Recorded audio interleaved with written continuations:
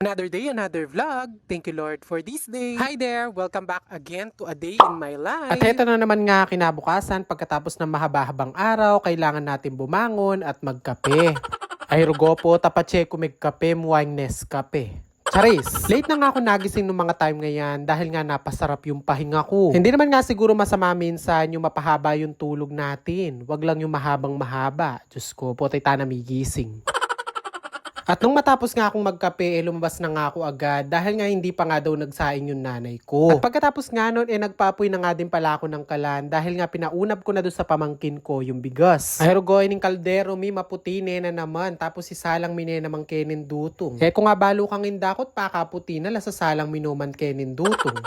Kapag dito ka nga sa labas nagluluto, mafe-feel mo talaga yung fresh air. Bukod nga sa napakagandang kalangitan, talagang medyo malamig pa. Aminin nyo, hindi ganong mainit ngayon. Halata naman nga dito sa kabukiran na medyo malamig pa dahil yung hamog, ayan, kitang-kita ko po. Pero go, sabi ko nga sa inyo, hindi lang araw yung mabilis, pati yung palay, tignan mo naman parang kailan lang sinabog, ngayon malalaki na. Dito nga sa mga pinamili ng nanay ko, merong sibuyas, luya, pechay, sigarilyas, kamatis, kamote, meron ding bangus, tsaka yung bagoong, at tsaka itong manok. Pero go, siguro naman na-figure out nyo na kung ano lulutuin natin. For today's video, magkakari-kari tayo.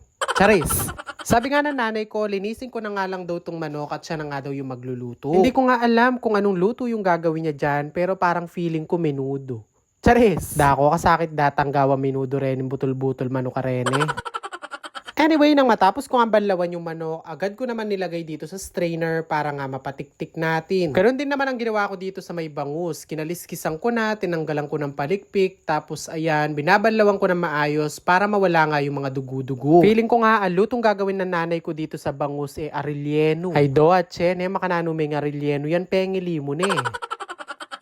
At ayun na nga, pagkatapos ko nga mabanlawan itong bangus, pinatiktik din natin dito sa may strainer. Bababad ko na din sa tubig itong mga gulay dahil nga sabi ko sa inyo, magkakari-kari tayo kaya may pechay.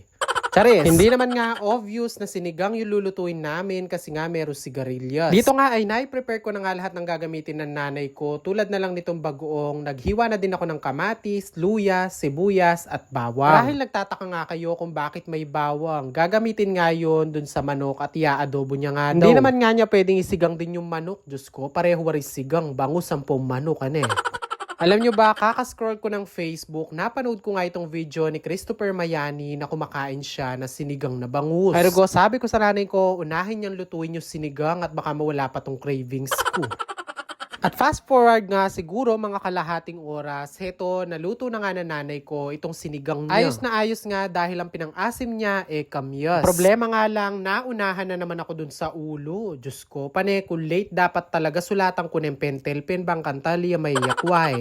Alam nyo ba minsan, sa kakapanood ko nga ng mga vlogger na nagluluto din, nakakakuha din ako ng idea kung anong lulutuin kong ulam. Parang kayo lang din kapag napapanood nyo yung video ko, gusto nyo din gayahin, diba? Yun nga lang minsan, magkakaiba tayo ng version ng pagluluto ng mga ulam na nakikita natin. Ay rugo, ako naman kay gayahin nyo, hindi ko naman pinakikialaman yun. Tsaka syempre, sabi ko nga lagi, magkakaiba tayo ng panlasa. Kung masarap sa akin, hindi ko alam kung masarap sa inyo. Ta naman kasi pare-pareho sa dila. Charis!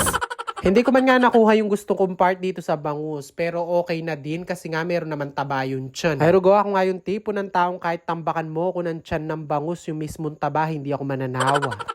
Hoy, yun na ako babash, at least tabambabing kakanan ko. Kaya naman kung biglaan ka nag-crave na sinigang na bangus for today's video, pumunta ka na ng tindahan, Diyos ko, mamili ka na. Ayun, kung wala ka naman pambili, umutang ka na muna, next week mo na bayaran. Charis! O siya, that's it muna for today's video. Thank you for watching. And again, don't forget to like, follow, and share for more. See you on my next vlog. God bless everyone. Bye!